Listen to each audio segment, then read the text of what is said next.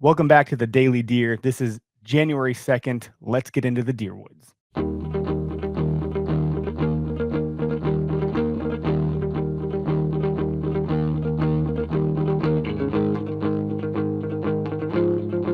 Today's topic is layering for the cold. I'm in Wisconsin and it's cold. It's about to get a whole lot colder. We're talking single digit temperatures, negative temperatures into the next week. So, layering for the cold, if you're out hunting the late season, this is a great episode to tune into. And anytime or anywhere that you're cold, layering is one of the key components of staying warm. So, layering for the cold, a quote from Aldo Leopold, a particular, a I cannot say this word, a peculiar virtue in wildlife ethics is that the hunter ordinarily has no gallery to applaud or disapprove of his conduct. Whatever his acts, they are dedicated or they are dictated by his conscience alone. Aldo Leopold. Well, I butchered that quote. I apologize. Apparently, words are hard and I'm not good at reading in the morning. Nonetheless, this to me speaks of integrity, doing the right thing even though no one is looking. And hunters, really, when you're alone in the woods in a desolate area, I mean, technically, you could get away with anything, but you ought not to. You ought to do what is just and right and ethical. So that's a really great quote. I think one that's really important for us as hunters. Now, winter hunting isn't just about staying warm, it's about staying ethical and effective, dressing in layers, moisture wicking base, insulating mid layer, and a protective outerwear. These things keep you in the hunt longer.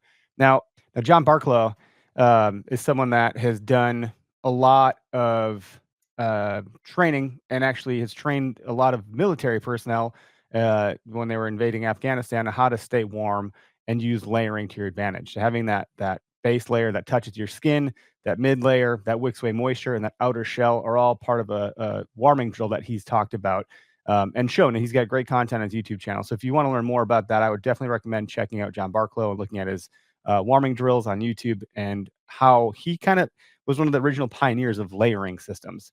Really great content there. So the tip is to always test your gear for noise. Even the warmest jacket is useless if it spooks the deer you're after. Now, some hunting gear in the cold does get really, really loud. It depends on the material. So that is another thing. Like there are layers that exist that are, fabric, but really insulated. So something to be mindful of when you're hunting extreme cold, desolate areas. That sound does travel really far. If you've ever been in the woods when it's really, really cold, it does seem like sound travels further. I don't know the science behind any of that, but it is interesting.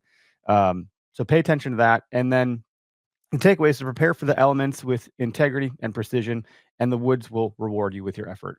So the integrity part, again, just kind of flows through our day two of the daily deer.